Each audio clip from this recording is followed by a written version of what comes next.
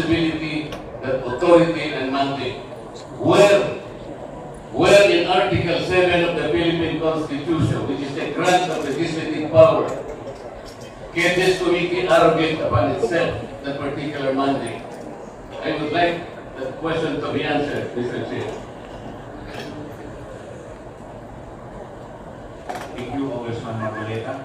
The Chair would like to recognize the Honorable Congressman Pablo. Thank you, Mr. Chairman. Mr. Chairman, just to clear it up with regards to the jurisprudence that's cited by the Honorable Marcoleta with regards to all versus City.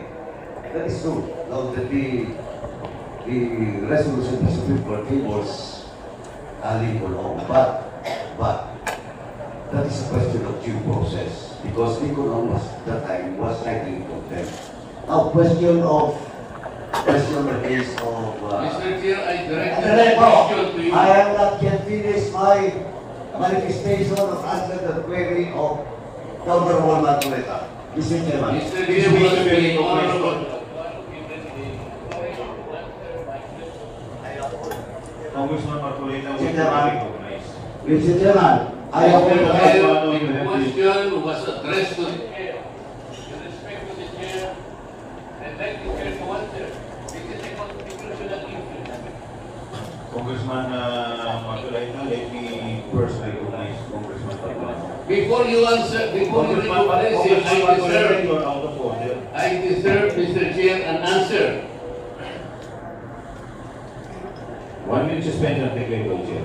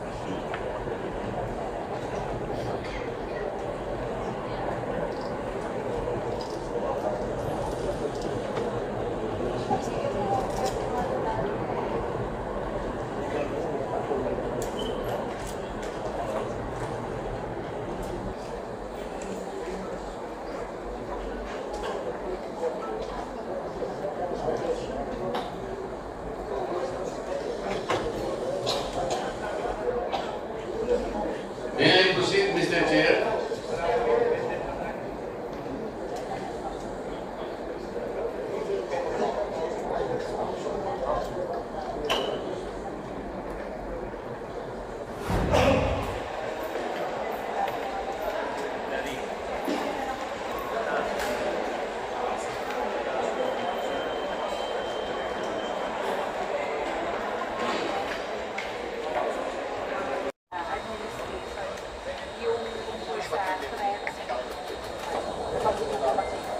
Yes, ma'am. Ay, hindi.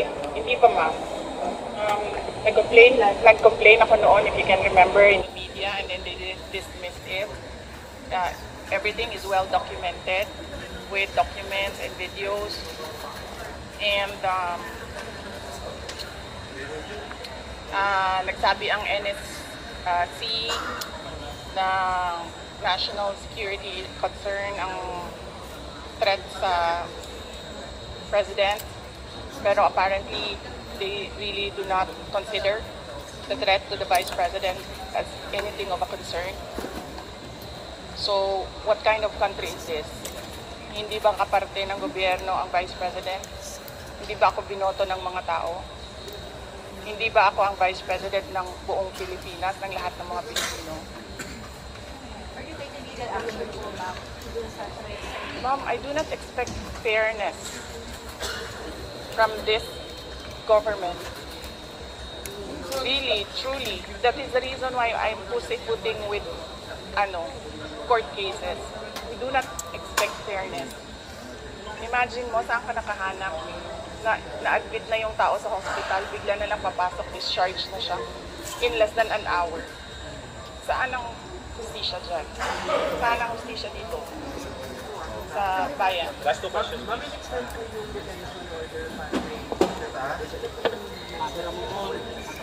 I questioned it doon, kanina.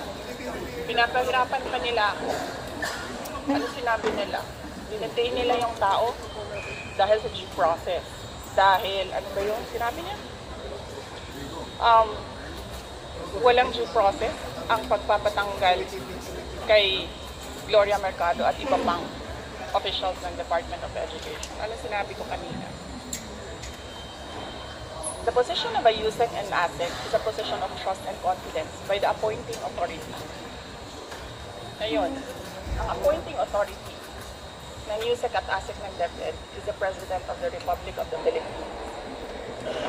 Dapat tinatanong ng House of Representatives bakit tinanggap ni Pangulong Marcos ang resignation ng mga USEC at ASEC na yon sa Department of Education. Last question. Bakit nila pinipinalize si Yusek Lopez? Hindi ba dapat nang pinipinalize nila ang appointing authority? Isa pa sir, sandali. Ano po yung sinabi nila? Evasive. And now you clearly see, she doesn't know anything. Nasa DepEd po pala tayo.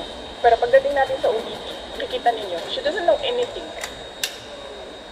about confidential funds. So saan doon ang evasive answers? Last question. Nagsusulat, penalize nila si Yusek Lopez for writing a letter to the Commission on Audit on the position of the Office of the Vice President regarding the release of documents regarding confidential funds. Bakit mo i-penalize ang tao pumirma para sa isang opisina, posisyon ng opisina?